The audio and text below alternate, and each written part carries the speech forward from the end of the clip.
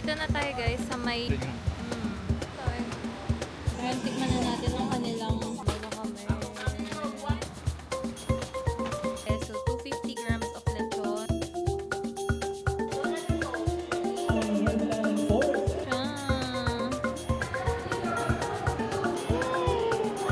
Welcome to Ocean Park. Busina.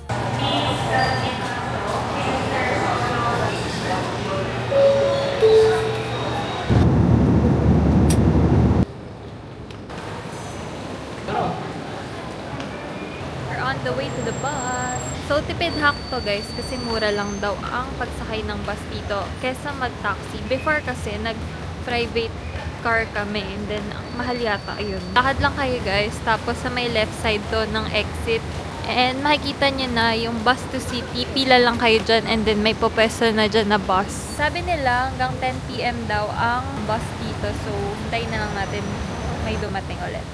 Here's the bus to the city.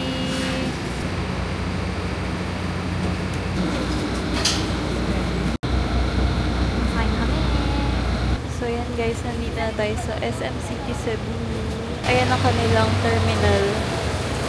Pato ng Bayfront Hotel. And from here, mag-grab na lang kami.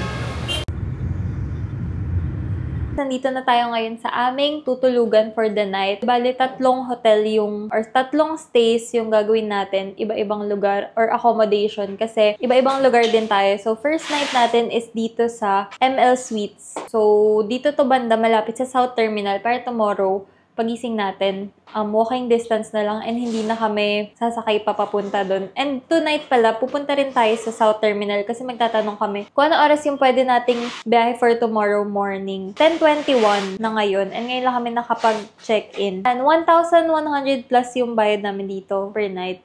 TV, very maliit lang siya guys, pero dahil tutulog lang naman tayo in 10:21 na, 'di ba? Parang para saan pa? And then ito, ang banyo. And meron din naman heater. So, yun ang mga importante sa mga banyo. So, this is the salamin. This is our stay for the night. TikTok yarn. So, nandito na kami guys sa South Bus Terminal. So, ito ang mga ruta nila. Pero every 30 minutes naman daw meron. So, okay na yun. Nakapagtanong na kami kay Kuya Guard. Thank you so much. Diyan siya, entrance siya. Yan, tanong lang kayo sa kanya. Kabisado niya lahat. Dito na tayo guys sa may sea oil lang sa tapat ng South Bus Terminal. So, kakain tayo ng lechon. Ayan yung menu. 100 grams. Walang bala. Belly lang yan.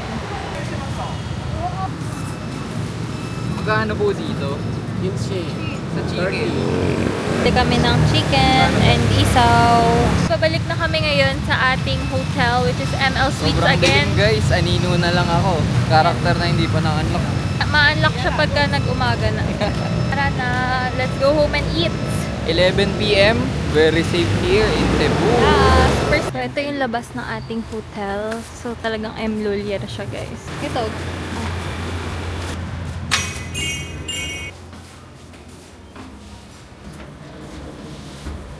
Kat na tayo to eat. So, ito na guys, yung nabili natin kanina. So, 100 grams lang yan. And then, may 2 puso siya. Tapos, ayun, bumili rin kami ng isaw and chicken. Ito yung puso nila guys, which is, niluto siya dito na rice. Isaw. Kasi yan. Haphan na siya kaya matikas. Tignan muna natin yung balat. Yung balat. Lalaman. Hindi siya maalat. See you guys tomorrow! So, good morning guys! Ngayon papunta na tayo sa South Cebu Terminal. It's currently 8:43 in the morning. So, medyo late na kami. Dapat 8 AM. Nasa bus na kami or nasa terminal na kami. Pero hindi talaga kaya. Sobrang antok. Okay lang yan. Pero sana umabot tayo dun sa time na kailangan natin mag-canyoneering. Kasi nag-ask ako kung pwedeng 12 noon or 1 PM yung schedule or mag-start yung canyoneering and pwede naman daw. Dito na tayo guys. Waiting na lang sa pila. So, ilang minutes din tayo bumiyahe. I mean, naglakad. Super init sa labas. So, dapat ready kayo guys. Kasi mainit. And babagat yung mga bagahe namin. Hindi pa dun pa tayo.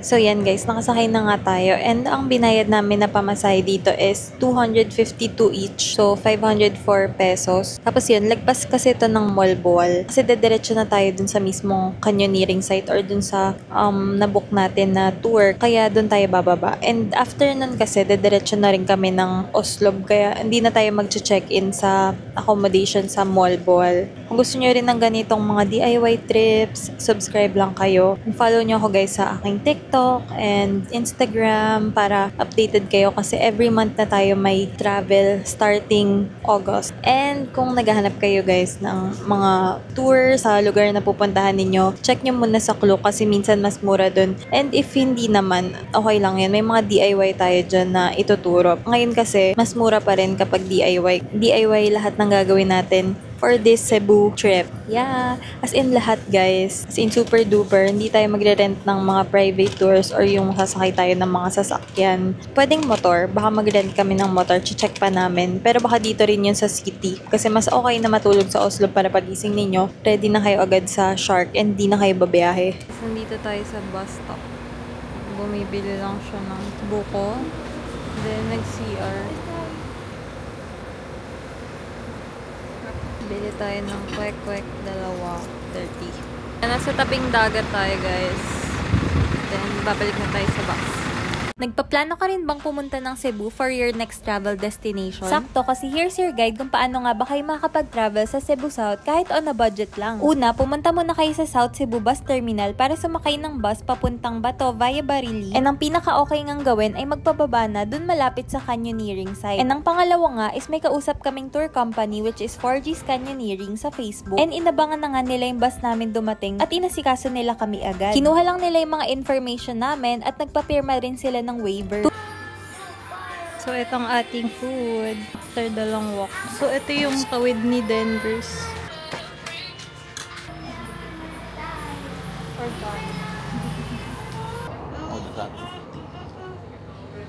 Kung nga sure kung may pagkain doon kasi mas cute din eh. Yan, 85 each. Isang bato. Isang sakay pa tayo. Crazy ride. Dito na tayo sa bus stop, papuntang Oslob. Bato Oslob. 7:30 na guys. And nakaalis lang ng terminal. So waiting lang tayo for check-in. Yan, 8 PM na. Yung binayad pala natin sa bus kanina is 35 each. So 70 pesos. Number 16, 14, 15, 16. Then, 15. Bukas na yan, sir. Bukas na. Thank you po. Ayan. Parang lagi tayo 16. Ma'am, kain kayo ma'am. Huwag kayo magtagal. Maaga mag-close yung mga kainan dito. Sige po. Salamat po. Sa room. So, yan guys. Nandito na tayo sa ating second hotel. So, this is C-Star Travelers Inn. Parang 800 plus lang yung booking namin dito. Kaya, super sulit and accommodating din si ate. Super bait nung receptionist nila dito. And, ang lapit lang nito guys sa whale shark watching. So, mga 6 AM na kami pupunta doon. So, mga 5:30 kami gigising. Para onti na daw yung pila. And, ganyan lang kalaki yung room. As in, tanaw nyo na siya sa video na to. Tulugan lang guys, parang ginawa namin. And, ayan, meron ding, may heater din. Maaliwalas. Maaliwalas. Ayan, ang itsura. Okay na siya guys for the price, diba? So, yan, mag-ready lang kami kasi hindi tayo naligo. Pero 8 PM pa lang naman. So, pwede pa tayo kumain. Nahabol tayo sa mga kainan. And 11 pa naman yung close gate nila. Pero yung gate naman daw, madali lang open. Ano to, chicken? Chicken wings, chicken leg, pork belly. Barbecue na lang. Barbecue na lang. Ngayon, tikman na natin ang kanilang barbecue. Actually, kanina pa kami kumakain. Kailangan lang namin mag-film ng nakatayo. Bit yung iso nila, ba't yung pa-flat? Marami ata pagpa-flat eh. Ano ito ginupit? Parang na. Same price siya guys sa barbecue. 25 ba? Parang Either 25 or 30 guys. Good morning guys! So, it's the next day and 8 a.m. na. So, medyo na-late tayo dun sa pinag-usapan natin. Diba na dapat 6 a.m. kami aalis. Pero, super antok talaga. And sabi naman nila, kung wala na kayong ibang gagawin dito, kung hindi mag-whale watching, okay na medyo late pumunta. Para wala ng pila. Tara, tingnan natin kung maiksi ba talaga yung pila pag ganitong time. And kung ilang oras yung aabuti natin. Ang checkout namin dito is 12 noon. 8 na. So, sana umabot tayo sa checkout. Ayaw na namin magbayad ng extra. So, let's go! Dito na tayo ngayon sa pila ng whale shark watching. So, nakakuha na kami ng ticket and 500 each lang yung payment. So, o diba, okay na okay talaga mag-DIY. Smooth lang naman yung process. Punta lang kayo sa walk-in na pila. Bibigyan kayo ng papel na ganyan for 2 tao. Then, babayaran nyo sa cashier. Tapos, verification. Tapos, orientation na. Tapos, pila na kayo dito. Siguro, baka 1 hour mahigit yung hihintayin namin. 140 nasa pila, tapos 190 pa kami. So, may 50 pa. Tapos, yung iba pa doon, pwedeng more than 1. Kasi kami 2 pack sa isang number lang. Very organized naman sila dito. So, okay na okay. So, anong comment mo? So, pwede naman palang late, guys. Hindi nyo kailangan gumising maaga. Pero kung naka-tour kayo, wala kayo no choice. May kasi nag-DIY kaya controlled namin ang time. So, lagi kaming ganun, guys. Yun lang. Follow nyo ako, guys. Meron din ako vlog. Sa TikTok naman. Ito, andito. Ang reminder lang pala nila guys ay don't touch the whale shark and don't wear sunscreen and ano pa ba? Huwag daw mag-flash photography. Meron pa ba akong nakalimutan? Baka mabash ako. Yun lang. Yun o. Nagtahumo na kami. So yun guys, mag-check out na tayo. Punta na tayo ng Cebu City. So let's go. Currently, it's 11 p.m. And natapos kami mag-whale shark 10. Tapos naligo lang kami and then check out na rin tayo kasi 4 hours ang biyahe. So napakatagal, diba? Kaya simulan na natin bumiyahe. Dito na kami sa may tapat ng La Terrace. Dito daw ang sakayan kasi hindi nagsasakay ng bus dun sa tapat ng hotel. So, ito ang ating mga bagahe. Then, ito yung La Terrace. Yan.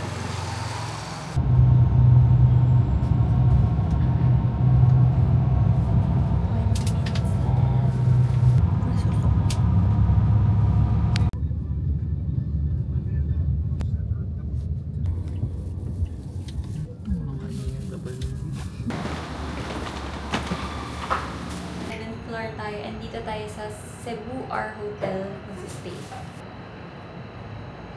So, 6. Ayun na pala. 6 na naman, Sil. Ikaw na magpasok niyan. So, ito na siya, guys. Uy, ang bigat eh. Mabango. Rep. May TV. Tapos, may mirror na sa wakas. And then, here's the banyo. So guys, ang bango. May clean. Then the shower area. Mukhang walang heater. Then, here again. So I think ang binayaran namin dito is around 1,500 per night. Check na lang natin yung location kung maganda ba. Pero, baka magpa-deliver kami ng motor. Pwede pala magpa-deliver ng motor na. So, yes, pwede. And 400 per day. Plus 200 delivery charge. Para hindi na tayo babahe para kunin yung motor kasi medyo malalayo, di ba, yung mga lugar dito. And gutom na ako, guys. So, pa-deliver mo na ang motor. Lugar lang. Pwede rin magpa-grab food naman. So, pagka hindi ko na kinaya, alam niyo na. Ang ating motor. For 400 per day. Sabi ko, pantawid lang ng... Guys, napunta tayo sa commissary nila. Super cute to. Dito lang to sa malapit sa hotel. Ito ang ating mga nabili. So, 250 grams of lechon, which is madami na talaga. And then, mga snackies, Coke Zero. Same brand to, guys, nung nabili natin nung nakaraan, which is yung lechon belly. Cebu's lechon belly. Nung nagustuhan namin lasa, lalo yung spicy. So, tikman natin kung same. Kasi sa commissary namin nila to nabili. For sure, mas fresh to. Kasi doon yun mismo ginagawa. Alam mo, yung kanin din ito, bago. Nakaraan, hindi masyado. Laki ng laman, no? Sarap. Harap talaga. Guys, nakatry na kami ng lechon dati. Nung una namin punta. Di namin nagustuhan. Ito pala mas masarap. Kapag yung kanin. Puso. Crispy. Pag pupunta kayong Cebu, ito ang kainin ninyong lechon. Kaya pala sobrang dami ng branches sa mga 24 hours. Guys, may problema daw kami ngayon kasi wala daw fancy ransel. So, maghahanap kami ng ukay-ukay para makapag-pants siya. Ganito ang OOTD niya for now. Sinusubo. Short. So, maghahanap kami ng ukay-ukay. So, that's the challenge. And we have a few minutes left to do that. Let's go! Isa na natin. O, magpaporma pa siya. Ang galing. Hashtag priorities. Okay, so mahuli po kami for tonight. Ito pala yung sinambahan namin. So big. So big, guys. The local ng Cebu City. Yan. Currently, we are low in gas. Kasi kanina akala namin dun sa... Yan yung gas. Hindi pala. Sa upper right pala. So, wala. Blinking na kami. Kanina 2 bars daw. Eh, hindi naman pala. So, kailangan namin magpagas ngayon kung hindi kami makakauwi. So, tara na sa gas station after samba ng nakapants na maluwag at walang zipper for just 75 pesos ang bayad niya sa ukay-ukay kanina. Pwede pala to pang motovlog, oh. Papagas tayo. 100 pesos. May susi daw. Hindi na tayo magtutulak. Thank you. Salamat. Salamat. May kita shakes. Good morning, guys! Yan, 9:26 and kakain muna tayong breakfast kasi may included dito sa room natin. Let's go! Tingnan natin kung masarap. So, ito ang kanilang dining area. Very maaliwalas. So, ito ang ating breakfast, guys. Sa kanya ay, ano yan? Chorizo omelette. Ako naman ay hotdog cheese omelette. So, iced tea drink. So, marami silang options, guys, na pwede nyong piliin. Yan, let's eat! So, ngayon naman, guys, pupunta tayo ng Cebu Ocean Park. So, first time namin pupunta doon. And magbubuk lang kami sa Klook. Yan. Ang price ng ticket is 590 pesos for weekday admission. So, since ano naman ngayon, Thursday, so 590 lang yung babayaran namin per person. So, yan. Gusto rin namin talaga makita yung Ocean Park dito sa Cebu kasi mas malaki daw yun compared dun sa nasa Manila. So, sama kayo! Gusto nyo ba sumama?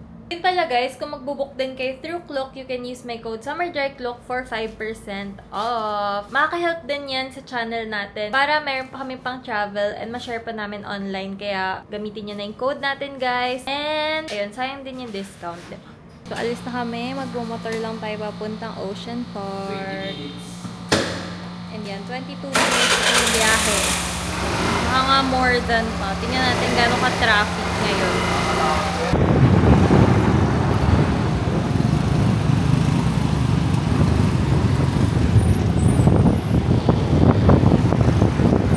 Ito na tayo, guys.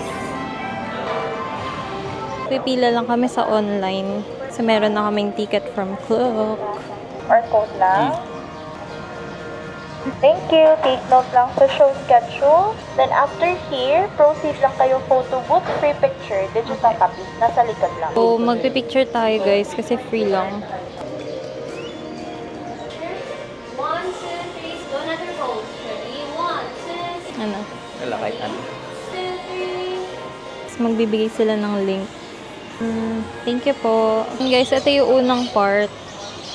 Tapos, tingnan pa natin ano pa yung mga pwedeng makita. Medyo mainit lang dito, guys, kasi outdoor siya. So, mag-ready kayo ng mga electric fan. Baka mamaya may indoor na part. Pero ngayon, init.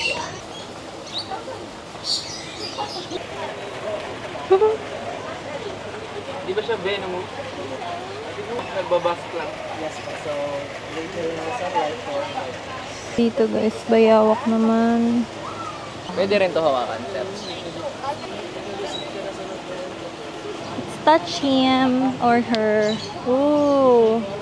Hi. Ano lang? Ganyan lang pala. Ito na yung second part, guys. Madilim lang, pero mainit pa rin. Hi. Nakatingin siya. Say, lang cute niya. Papangsip. Bakit tayo? Sana malamig na. Nasa aviary tayo, guys. And maingay sila for today's video. Like, sigawan sila. Medyo malamig na dito. And then, ito yung map. Nasaan na tayo?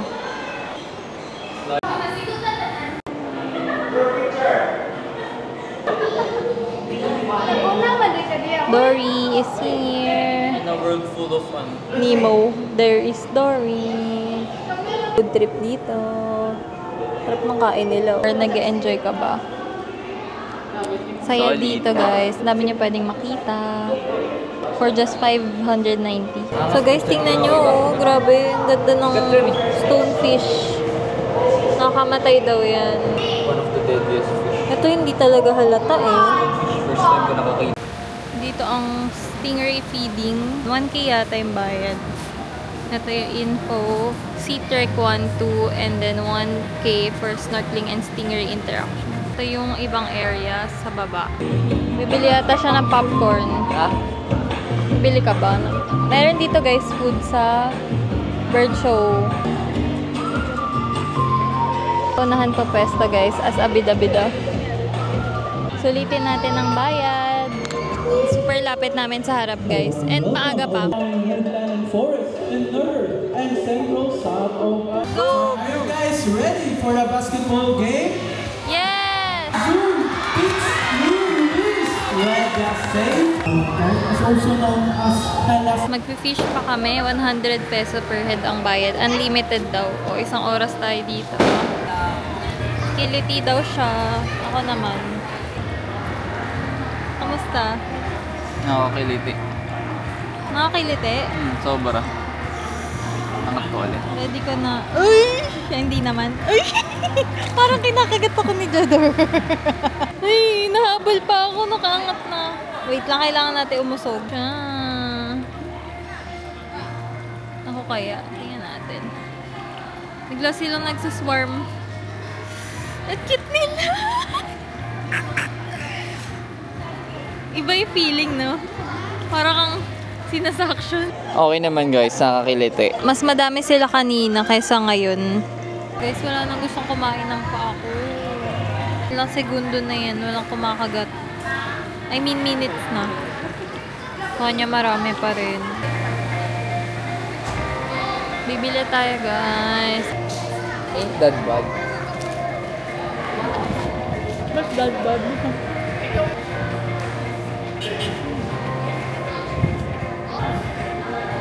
Hapong tubig. Dito tayo guys sa Oceanarium.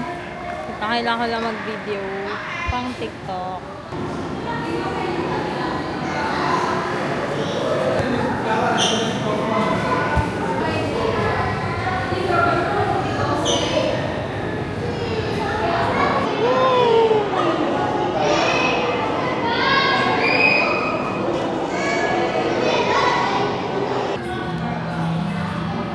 So, ito guys, pwede kayong mag-dine and then, ayan, papanoorin nyo yung kung nagpapakain.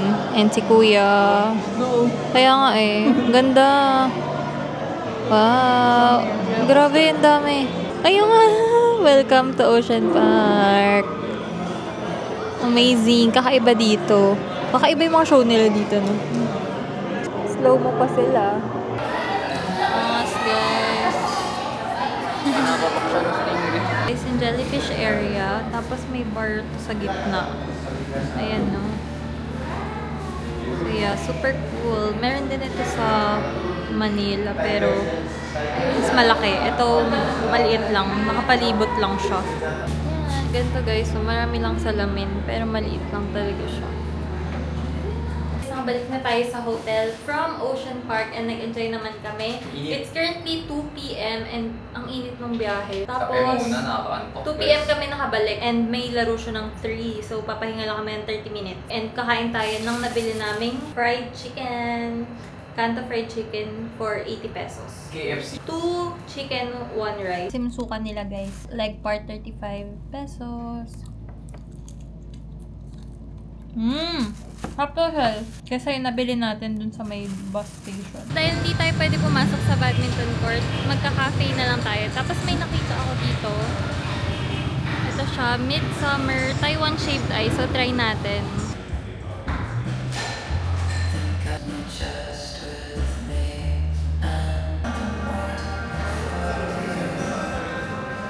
So, yan ang ating food, guys. So, this is waffle with chocolate, mini waffle, and then coconut milk with coffee. And nag-edit lang ako ng ating TikTok video habang naghihintay kay Ransel. Kasi 2 hours sila maglalaro.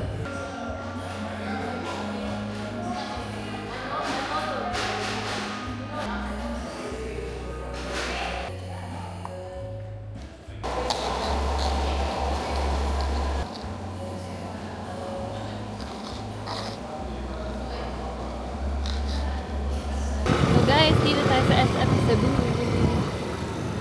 Parking. Dito ang motorcycle parking sa Pika. Tiger Sugar ang person. Ang battery. Brown Sugar number One, diba? 1. Waiting ang mga person.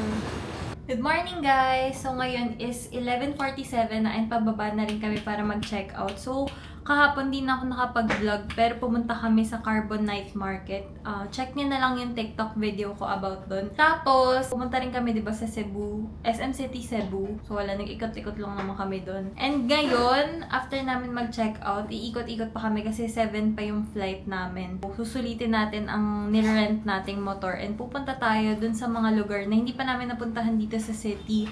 Like yung San Diego na ancestral house. So, ready ka na ba mag-adventure? Sumuong na naman sa mainit. Ayun din pala, guys, na food poison kami. So, hindi ko yata nasabi. Pero, nung bago kami mag-whale shark watching, nung gabi na yon, diarrhea talaga yung inabot ko. As in, super dami kong nilabas. Tapos, nung nasa whale shark watching kami na pila, hindi ko na talaga kaya. Nagpakuha na ako ng gamot sa kanya dun sa first aid. And buti na lang meron sila. Kaya, thank you so much dun sa first aid station ng whale shark watching. And then, siya naman masama yung tiyan. Simulan dumating kami dito sa Cebu City. So, malala talaga yung nangyari. Nasusuka ako, naihilo, nalilito. Guys, nandito na tayo sa San Diego House. And then, meron ditong 100 pesos entrance fee per head. Tapos, ito, mayroon pa ditong mga manok na kamukha nung kay Bretman.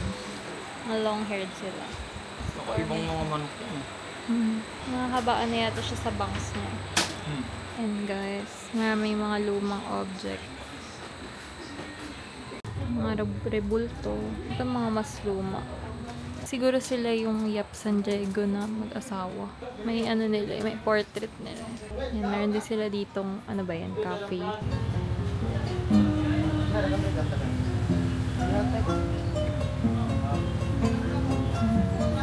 Ano kaya siya? Smile pa si Kuya. May wishing well, you can wish your hearts away. Mag-wish daw siya, guys. Tingnan natin kung gaano kalalim yun. Well, init. May background music tayo. Pakita mo muna. 5 pesos, guys. Wish tayo ng hoping lalo pang matagal ko pa makasama ang asawa ko. At ang aking parents, family niya. Ay, seryoso pala siya. 5 piso. Wala na doon. May taga-saluyan sa ilalim. Kaya may net para isang ganunan lang.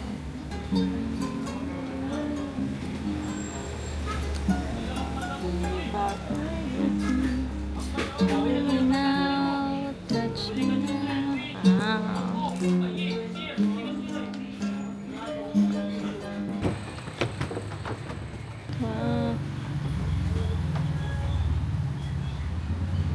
Hirap din pala pagka dalawa lang kayo kasi walang magtutour guide sa inyo.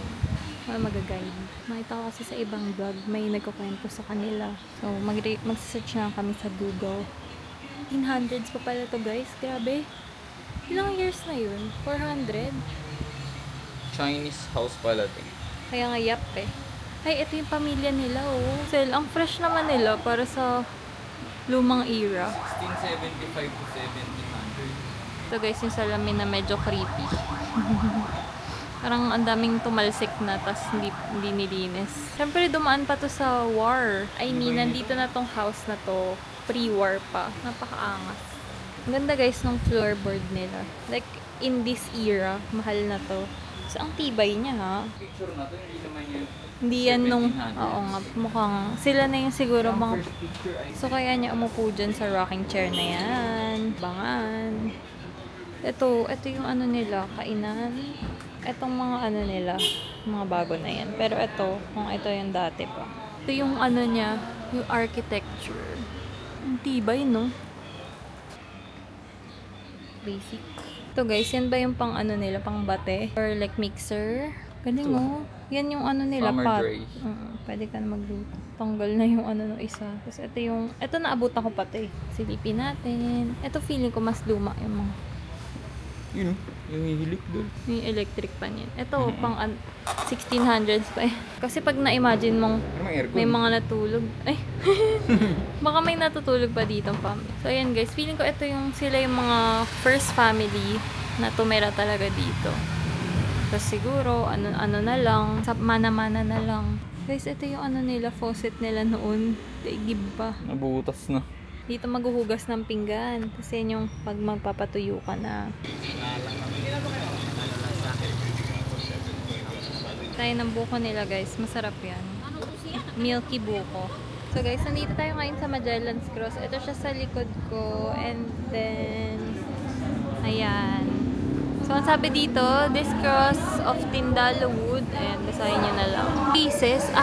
Nasa loob nun. Ang layo kasi, di ko mabasa. Ayan. Second stop natin, guys. Nandito tayo ngayon sa Fort San Pedro. Malapit lang siya dun sa Magellan's Cross. So, ilang minutes lang siya. Nagpalamig lang kami na onde dun sa Island Souvenir. So, pwede nyo yun gawin kasi sobrang init talaga. Parang mukha siyang Intramuros. Yung mga bato-bato niya. So, lakad lang tayo sa initan. So, ready na ba kayo? Bubusina.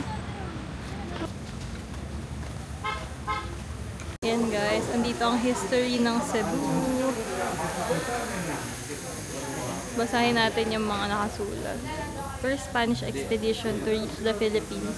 And then, ito yung mapa. Mas na ganyan lang drawing. Yan lang yung drawing, no?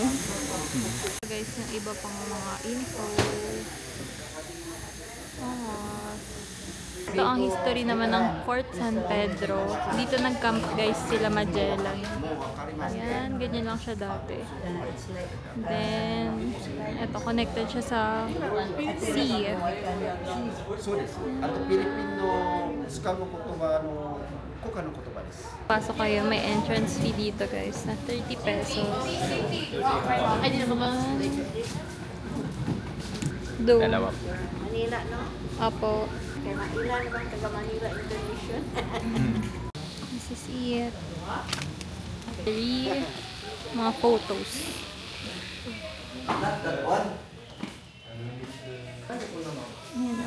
最初の方ですね。こちらの方には。